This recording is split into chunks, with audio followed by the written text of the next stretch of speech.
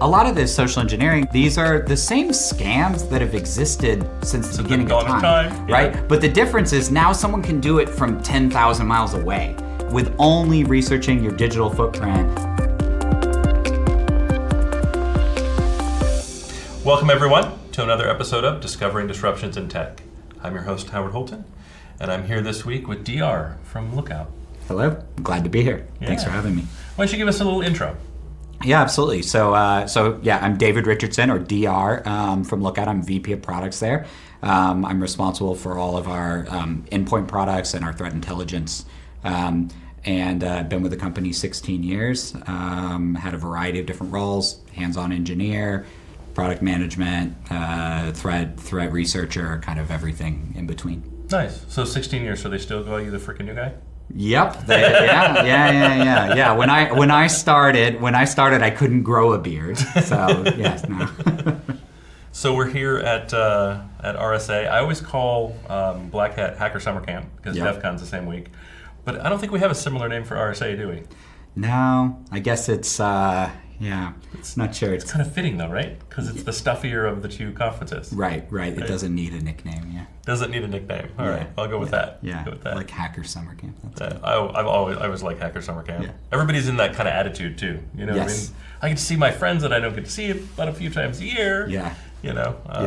And the stories and the legends of whatever's going on. Like, years ago I was involved with NinjaTel when we set up the Rogue cell towers and we set up the NinjaTel network. Actually helped make flash all the firmware on those. I think there were 600 HTC Heroes. I'm or still HTC upset I didn't get one. Okay, I donated mine to the Computer Science History Museum. Oh, that's awesome! Yeah. No, that's a great place for it. They accepted that donation when I moved. I was going through boxes of stuff and I was like, oh, this is a good one to. Oh, that's really cool. To donate, yeah. So what's got you excited now? We were talking a little bit about social engineering. Yeah. So the really interesting thing that we've been seeing lately is sort of the increase. I would say increase in sophistication, but it's like a double-edged thing because social engineering, it's very simple. It's very effective. It's not technologically sophisticated in many cases, right? But it's incredibly sophisticated when it comes to human psychology, and then you combine that with just a really deep understanding of how all of these interconnected internet systems work these days to convince somebody that essentially you're some kind of authority figure and that you should hand over your username and password and multi-factor auth token to get in the door. And what we've been seeing lately is that these social engineering attacks, they're like an order of magnitude larger in terms of prevalence, not always in terms of severity, but in terms of prevalence for mobile threats that are happening today. So threats against Android and iOS devices. Increasingly, we're seeing that they're starting with basically SMS messages. We've all been bombarded with them, or voice phone calls from, typically from unknown senders, but sometimes from spoofed phone numbers and things like that as well. That, usually then translate to some form of credential theft. Getting a username, getting a password, getting a multi-factor authentication token from a device, compromising those accounts, and then sort of the sky's the limits from there. So I can't think of a single case where you should provide your multi-factor token to anyone. Can you think of a single case? No, sure. And I think it's sort of easy to say that. And actually, I look into a lot of these investigations that get posted online, and you look in the comments section. The comments section is always like, "Oh, you should have never fallen for this. You should have never answered the phone." I'm not trying to shame anyone at all for any reason, right? But I do like to be able to give advice. Yeah, absolutely. Right? And since I can't think of one, right, my advice is don't do it. Sure. Right. Sure. And absolutely. Even if it's totally logical, I have a 23-year-old. Mm-hmm. She started working for my company. Mm-hmm. And on her third day, which was 2 days after she updated her LinkedIn, she said, why is Ben, who's our CEO, why is Ben texting me? And I said, he's not texting you. And she goes, yeah, I didn't think it was. Because he was asking me to get a gift card. Yes, it's always And I was a like, gift yeah. card, You don't know about that one, sweetie? And she's like, no, not really. It's my first job. My first real job. Yep. I'm like, yeah. You updated your LinkedIn, didn't you? And she says, yeah. And I went, yeah, that's exactly why that happened. Yeah. They move fast, and the fresher the data, the more valuable it is. And yeah, I mean, that's part of this is a lot of this social engineering, they're not, these are the same scams that have existed since the beginning of time. Right? Yeah. But the difference is now someone can do it from 10,000 miles away. Without knowing, with only researching your digital footprint and monitoring things about you, and they can cast a very wide net for these kinds of things. Like, I'm sure she was one of 10,000 people who got a text from that person that day. For sure. Going with different information, filling in templates and things like that, to try to, ultimately, convince somebody. But I think sometimes, obviously, I agree with the guidance. Never input your multi-factor auth token into any place other than the legitimate site or application that you're trying to log into. But even that can be pretty tricky at times. A very common attack that we've been seeing is to essentially simulate the process of, like, when your credit card's used somewhere else and you get a call from your bank, right? Mm-hmm. Your bank says, hey, did you just spend $699 at Best Buy? And you say no, and then someone calls you up and goes through all your recent transactions with you, and then says, okay, we're going to send you a new credit card in the mail, right? So they'll simulate pretty much that exact same process, which we're all familiar with. We've all experienced it probably at some point or another. But they'll do it in the context of, like, a digital account of yours. So They might do your Okta account. So they'll reach out, say, did you just log in to a new device in Salt Lake City, Utah? Press 1 if this was you, press 2 to block. And then when you text back 1 or 2 to block it, then they say someone from our security team will reach out to you shortly. And then your phone rings from an unknown caller and you might answer it.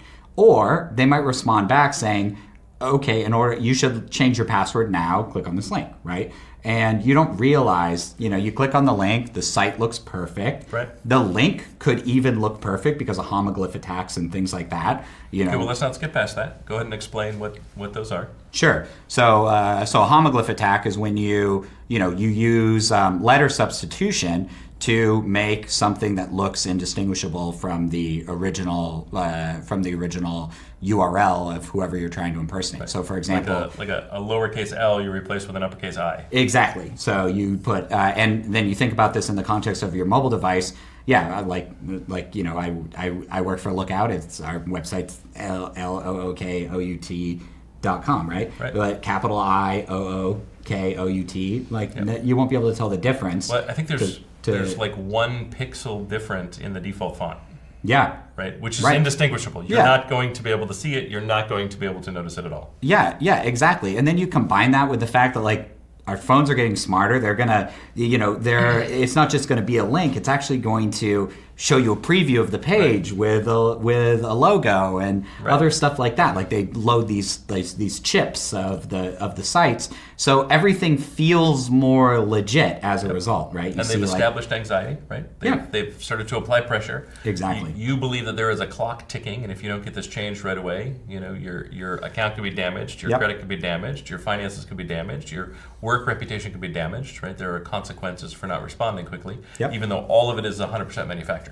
Yep, absolutely. And a lot of times these things tend to be more successful also because you just get lucky that there's some external factor going on at the same time. So when I've done things like do interviews with victims and things like that, they'll say, like, oh, I was in a fight, like, with my boyfriend or girlfriend or something, and we were arguing, or I was rushing from one thing to another. I think I was rushing out the door to pick up my kids from school. Yeah, exactly. They were calling me while I was on the drive, and there was something else was going on that just, like, added to the stress. I think actually Brian Krebs wrote about that Mark Cuban fell victim to something like this, and he said that he was in the middle of filming Shark Tank, and he stepped out for a second and got this.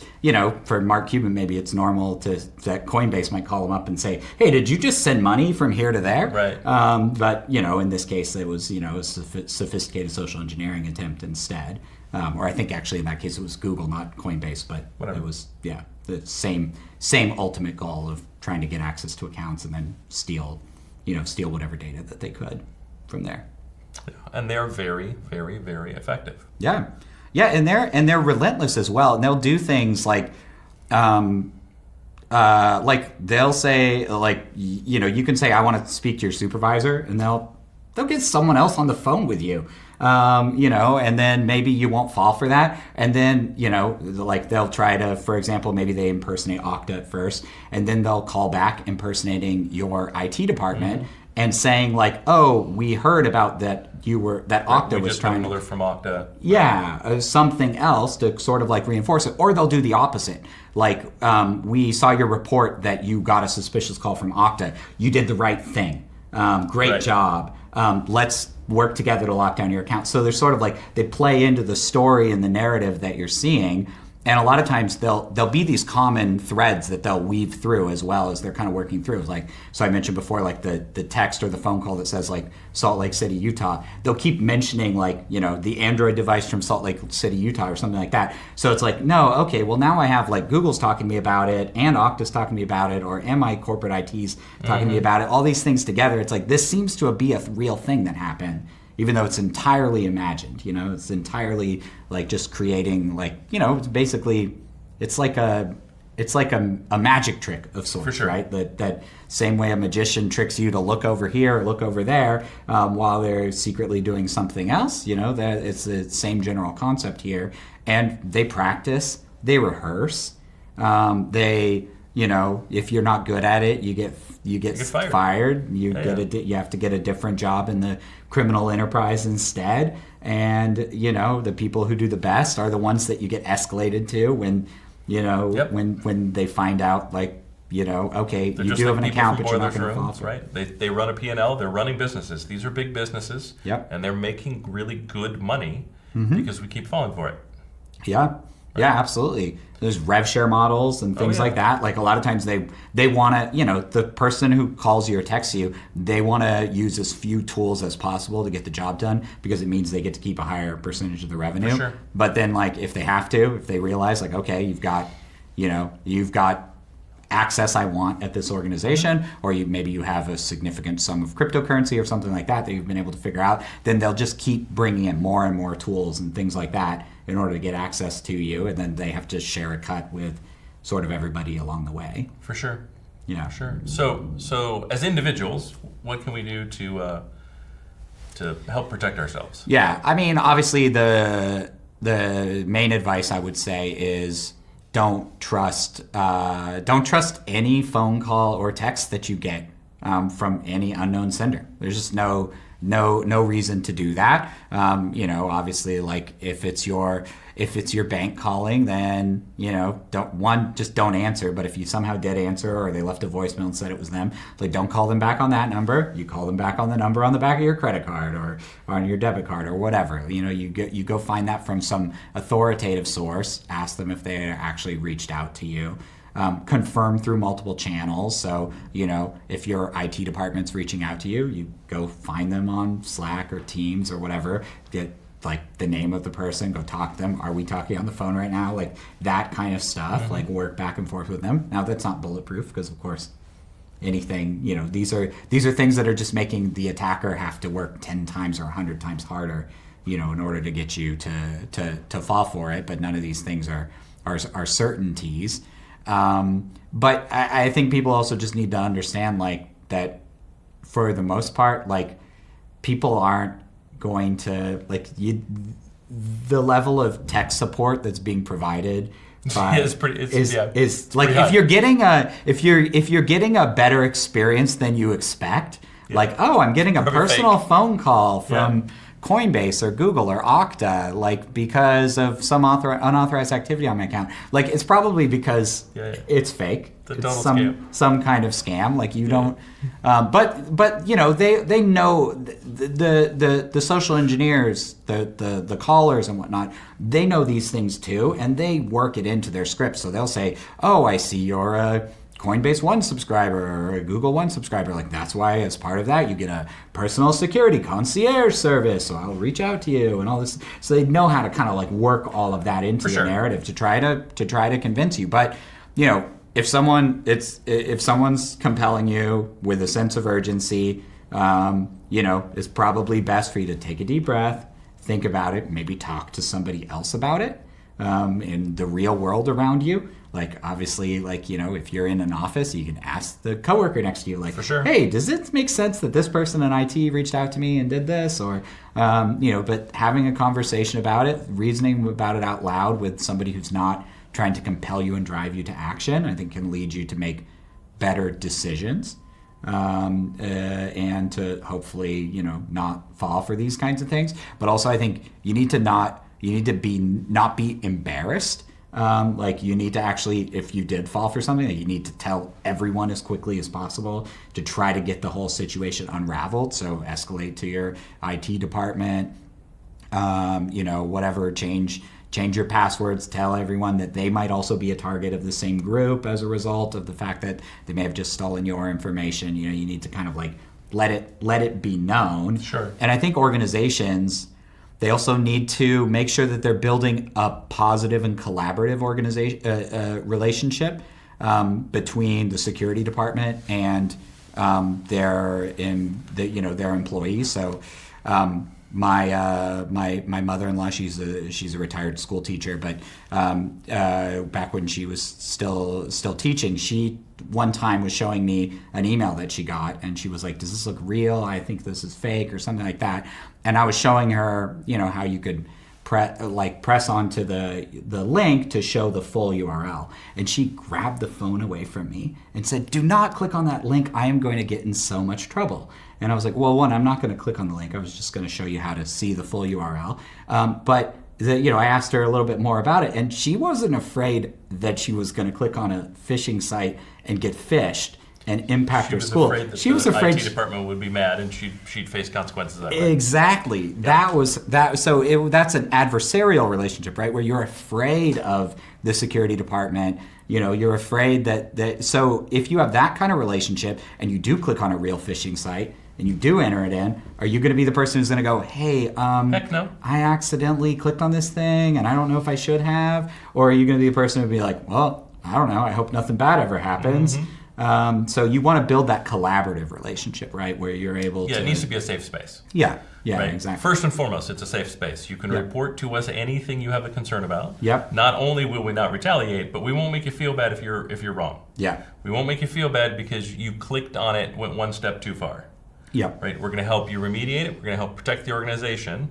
And we're going to make you feel like we trust you, because that is the job. Yes, exactly. And it's not about saving face or something like that. It's like you should be 100% open and honest with exactly what steps you did complete. Correct. Like, don't just say, well, I clicked on it, but I didn't input anything or whatever. Like, no, just tell the whole story. Yep. What happened? What did you do? That's the best outcome. You need to act quickly in these kinds of situations as well, because that's one thing that's changed with, the proliferation of multi-factor authentication and things like that. It used to be you stand up a phishing site and you email blast it out to 100,000 email addresses all at once, right? And you instantly, as the threat actor, you start to see, okay, I've got 500 credentials, 800 credentials, 1,000 credentials, things like that. And you don't need to use them right this minute. You go through them slowly over time and whatnot. But these days with multi-factor authentication, you're stealing a username and password and an OTP token that's going to expire in 60 seconds or something like that, right? So it's more of a one-to-one relationship, which is why the SMS and the phone calls and these other things are also becoming a part of it. It's more of a one-to-one relationship, and that, multi-factor auth code isn't going to be very useful, pretty soon. But once you use that to get access on a new device, you've got a session token that's going to last for a long time. And you're going to have persistent access in there. So the threat actor is going to move quickly. And in fact, in some of these cases, we've seen through like training videos from these threat actors, like on the screen share, they're logging in on one half of the screen at the same time that they're talking to you on the other half. And they're not just logging in to see if the credentials are right. They're going and they're exporting data in real time. Like they're going and downloading all, okay, I got into your iCloud. Like, let me download all your contacts. Mm-hmm. Let me download all your backups. Let me download all your photos. Let me, do all that stuff while they're still distracting you on the phone. Like they're telling you about other things you could do to stay safe, and they're saying like, can you hold on one second? I'm still working on some things. So They're keeping you on that line, hopefully preventing you from noticing any notifications that you might be getting about, new login or any of that kind of stuff. Really just exfiltrating data in real time. So it's not the old school methodology of sort of like, this still happens obviously from nation states and things like that, like Salt Typhoon, where you like get in the door and you'd want to stay hidden for months and months and months, wait for logs to rotate before you do your actions and make sure that you can get back in the door, compromise multiple accounts, multiple ways to get in. Like a lot of times these attacks, like, the type of attack that Scattered Spider would launch against like a MGM or a Caesars, these kinds of attacks, they're smash and grab. They're noisy. Sure. They're going to set off tons of alerts, but you're going to just get the data so quickly, in and out in a couple of hours, as opposed to trying to stay hidden for weeks or months to be able to, establish that long beachhead. Unfortunately, it's working. People pay ransoms, and as a result, again, the area P&L, right? Yeah. If they're not making money, if they're not profitable, then they're gonna find another way to be profitable. Yep. Right. Yeah. They only do this because it is profitable. Yeah. There is no script kiddie in the basement, having fun to see what trouble they can get into. That's not what we're concerned with. What we're concerned with is coordinated attacks from organizations that treat this seriously. Yep. Yeah, absolutely. And they've got org structure.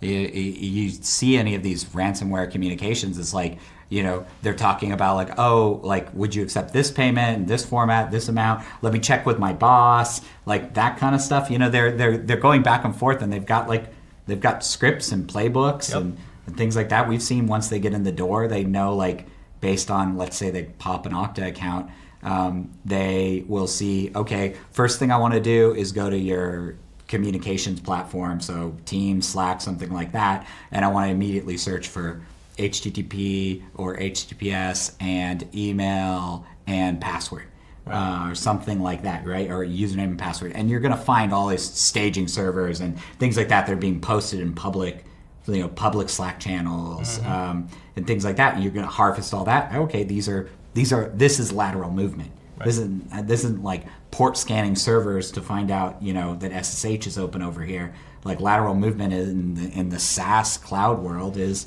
you just find, like, you just get the legitimate access that people are talking about that they have, and if the account you popped doesn't have the access, use that account, social engineer people, pop other accounts, get access to their accounts, and then eventually. Once you're on the internal communication system, you certainly sound like the legitimate user. Yeah. And again, right, we tend to trust people that we think we know.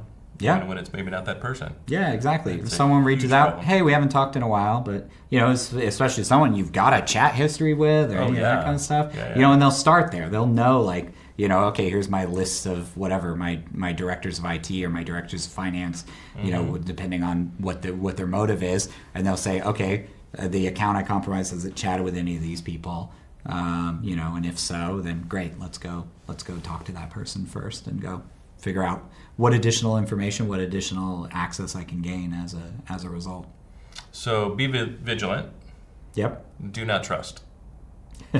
Right? Yeah. And verify through additional sources, right? Right. If somebody calls from your bank, first don't answer the call, but if you happen to be on the call, pull up the bank app and see, does the transaction show up?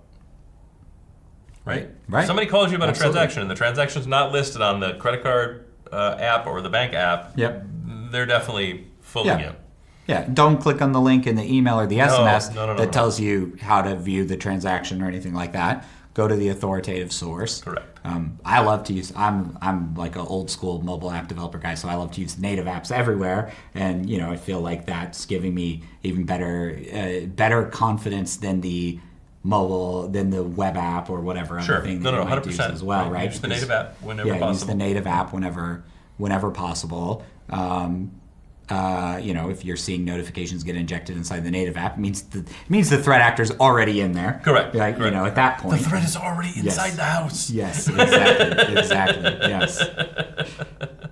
Yep. Well, this has been great. Yeah, this has been great. So, how can people find you? Yeah, you can find me on LinkedIn or on X these days. And and you can find Lookout at lookout.com, and you can see all the threat research that we're publishing there. Fantastic. Well, this has been another episode of Discover Disruption in Tech. Please like, subscribe, follow, share, comment, do all the needful things, and we'll see you on the next episode. Thank you.